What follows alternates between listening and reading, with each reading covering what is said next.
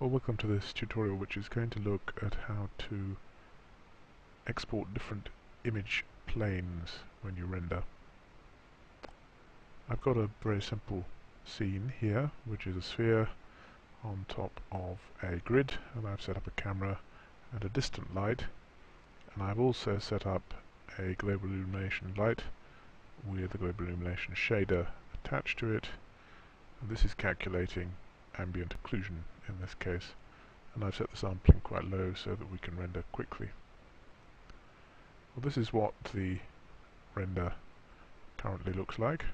I've got a clay shader, which is this pink colour on the grid, and I've got a basic shader with a green colour on the sphere.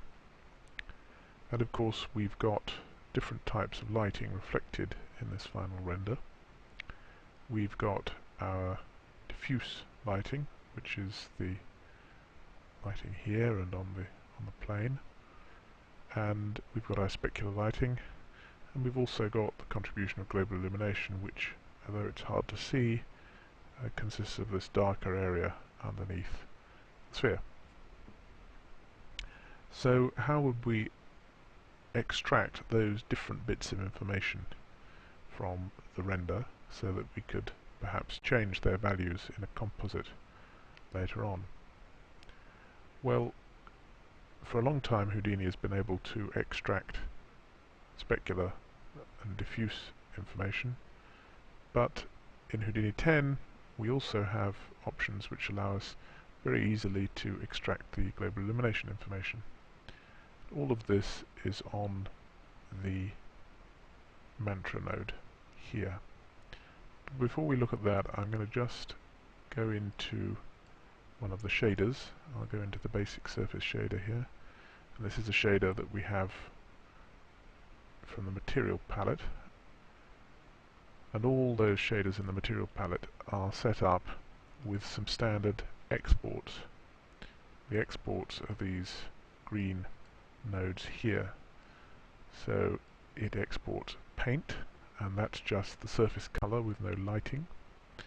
It exports diffuse lighting, it exports specular lighting, and it exports opacity. So let's go back to our mantra node, and if we look in the properties tab and the output subtab, and we move down, we see we have this option to add extra image planes. Now, an extra image plane is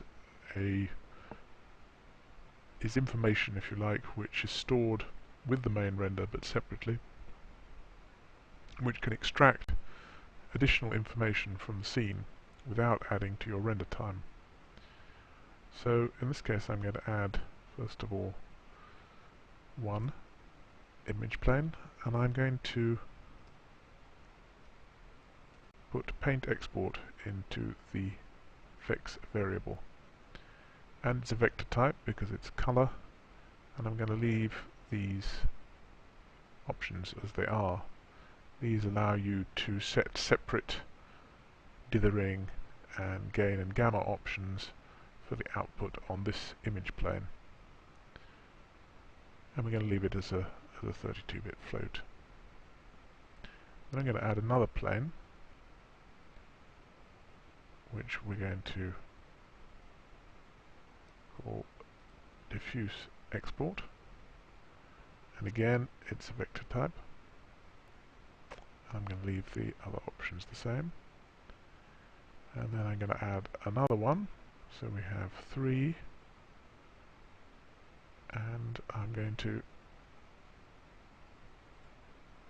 specular export. And finally, and this is the new feature in Houdini 10, I'm going to add one which exports CL.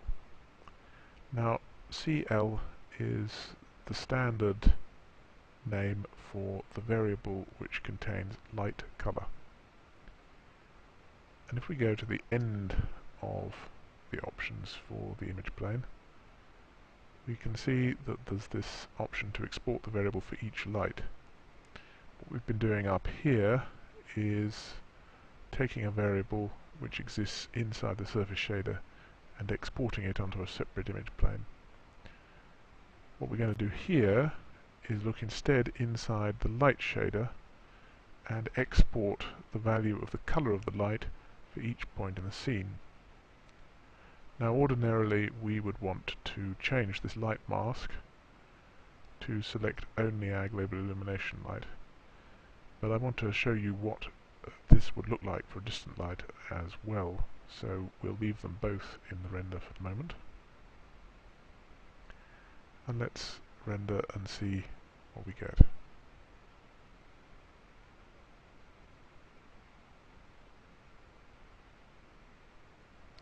Now the render isn't taking any longer,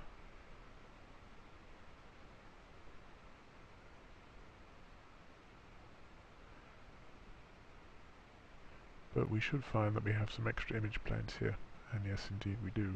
The first one we have is paint export. Now all paint export is giving us is the color of the objects with no lighting information. Then a diffuse export, and that's just giving us the diffuse lighting, as we can see, and that includes the global illumination because that light counts as a diffuse light. Then we're getting the specular, which is just the specular highlight, and then we've got these two planes on the end. And what's happened here is that it's exporting the variable CL for each of the lights in our scene. So for the distant light we get this. It's not a very interesting or useful bit of information. But for our global illumination light we get this, and that essentially is an ambient occlusion path. It's just containing the ambient occlusion information. So with a combination of all of these, except for that one which we wouldn't normally render, you can export into your composite all the components of the lighting in the scene, and that should allow you much more flexibility when you come to composite the results of your render. Note that when you render using the pick format, or in this case when we're rendering into the image viewer, all of these planes come as part of the main render, but you can also set it up to render out to separate files.